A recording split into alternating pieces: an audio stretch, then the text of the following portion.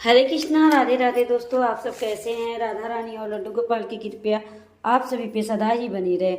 आज के वीडियो में आपके साथ शेयर करने वाली अम्बिका एकादशी की व्रत कथा। अम्बिका एकादशी फागुन मास के शुक्ल पक्ष की एकादशी को अम्बिका एकादशी के नाम से जाना जाता है। अम्बिका एकादशी में आंवले का सेवन करना और आंवले का दान देने का विशेष महत्व माना जाता है। अम्बिका एकादशी में भगवान विष्णु की पूजा के साथ साथ आंवले की वृक्ष की भी पूजा की जाती है। पूजा के दौरान कथा सुनने का भी विशेष महत्व माना जाता है। कथा सुने बिना हमारा व्रत है जो पूरा नहीं होता है। तो चलिए दोस्तों, कथा शुरू करते हैं। त्रेता युग में एक दिन महाराज मंधाता ने महर्षि वशिष्ठ जी से अनुरोध किया, हे मुनिवर, यदि आप मुझसे प्रसन्न हैं तो कृपया पूर्वक मुझे कोई ऐसा व्रत बतलाएं जिसको करने से मेरा सब प्रकार से कल्याण हो। महर्षि वशिष्ठ ने उत्तर दिया, हे राजन, यो तो सभी व्रत उत्तम हैं, परंतु इसमें सर्वोत्तम अम्बिका एकादशी व्रत है। फागुन मास के शुक्ल पक्ष की इस अम्बिका एकादशी का व्रत करने से सभी पाप नष्ट हो जाते हैं। इस व्रत को करने से 1000 गायों के दान करने के बराबर पुण्य प्राप्त होता है। इस बारे में एक कथा मैं आपको सुनाता हूँ, ध्यान से सुनिए। वैदिक नामक एक नगर में ब्राह्मण, क्षत्रिय, वैश्य और शूद्र चारों वर्णों के परिवार आनंद पूर्वक रहा करते थे। वहां पर सदैव वेद ध्वनि पूजा करती थी। पापी, दुराचार्य तथा नास्तिक कोई नहीं था। उस नगर में चैत्ररथ नाम का चंद्रवंशी राजा राज्य करता था। सभी नगरवासी भगवान विष्णु के परम भक्त थे और सभी नियम पूर्वक एकादशियों का व्रत किया करते थे। प्रत्येक वर्ष के समान फागुन मास के शुक्ल पक्ष की अम्बिका एकादशी आई। उसी दिन राजा, प्रजा तथा बाल वृद्ध सबने हर्ष पूर्वक व्रत किया।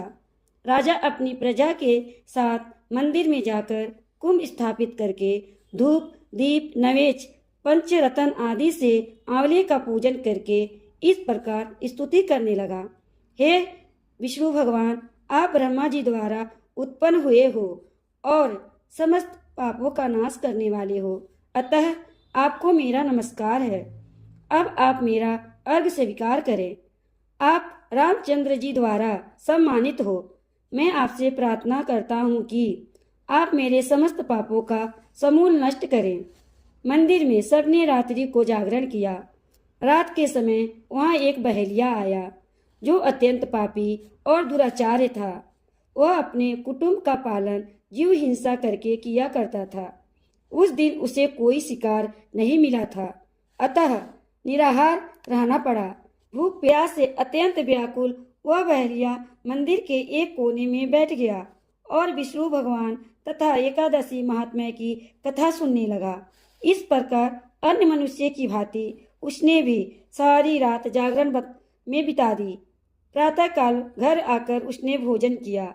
कुछ समय बाद वह बहरिया की मृत्यु हो गई। अम्बिका एकादशी का व्रत एवं जागरण करने के कारण अगले जन्म में उस बहलिया ने राजा विदुरथ के घर जन्म लिया। उसका नाम वसुरथ रखा गया। युवा होने पर वह चतुरंगिनी सेना तथा धन्य धान से युक्त होकर 10,000 ग्रामों का पालन करने लगा। वह तेज में सूर्य के समान, क्रांति में चंद्रमा के समान, वीरता में भगवान विष्णु के समान और क्षमा में पृथ्वी के समान था। वह अत्यंत धार्मिक, सत्यवादी, कर्मवीर एवं विष्णु भक्त राजा बना। प्रजा का सम्मान भाव से पालन, यज्ञ करना तथा दान देना उसका नित्य कर्तव्य था। एक दिन राजा वसुरथ शिकार खेलने के लिए वन गया। देह योग से वह मार्ग भूल गया और रात्रि हो जाने पर उसी वन में एक वृक्ष के नीचे सो गया। थोड़ी देर बाद पहाड़ी मलेच्छर वहां आए और राजा को अकेला देखकर मारो मारो की आवाज लगाते हुए वसुरथ की ओर दौड़े। वे मलेच्छर कहने लगे कि इसी दुष्ट राजा ने हमारे माता पिता, पुत्र पौत्र आदि अनेक संबंधियों को मारा है तथा देश से निकाल दिया है। इसको अवश्य मारना चाहिए। ऐसा कहकर वे मलेच्छर अस्त्रों का प्रहार करने लगे। अनेक अस्त्र शस्त्र राजा के शरीर पर गिरते ही नष्ट हो जाते और उनका वार पुष्पों के समान प्रतीत होता। अब उन मलेच्छरों के अस्त्र शस्त्र उल्टा उन्हीं पर ही प्रहार करने लगे। जिससे वे घायल होने लगे। इसी समय राजा को भी मूर्छा आ गई। उस समय राजा के शरीर से एक दिव्य स्त्री उत्पन्न हुई। वह स्त्री अत्यंत सुंदर वस्त्र तथा आभूषण से अलंकृत थी, मगर उसकी प्रकृति टेढ़ी थी और आंखों से लाल लाल अग्नि निकल रही थी। वह स्त्री मलेच्छरों को मारने दौड़ी और थोड़ी ही देर में उसने सब मलेच्छरों को काल के गाल में पहुंचा दिया।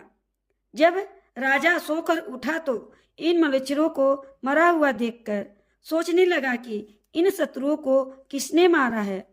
वह ऐसा विचार कर ही रहा था कि तभी आकाशवाणी हुई, हे राजन, इस संसार में विष्णु भगवान के अतिरिक्त कौन तेरी सहायता कर सकता है।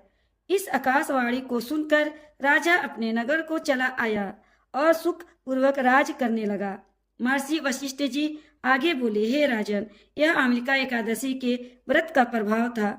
जो मनुष्य इस आमिलका एकादशी का व्रत करता है वह सभी कार्यों में सफल होकर अंत में विष्णु लोक को प्राप्त होता है। तो दोस्तों, यह थी आमिलका एकादशी की कथा आपको कैसी लगी? अच्छी लगी हो तो लाइक कर दीजिएगा, चैनल को सब्सक्राइब कर दीजिएगा। अगले वीडियो मिलते हैं। राधे राधे।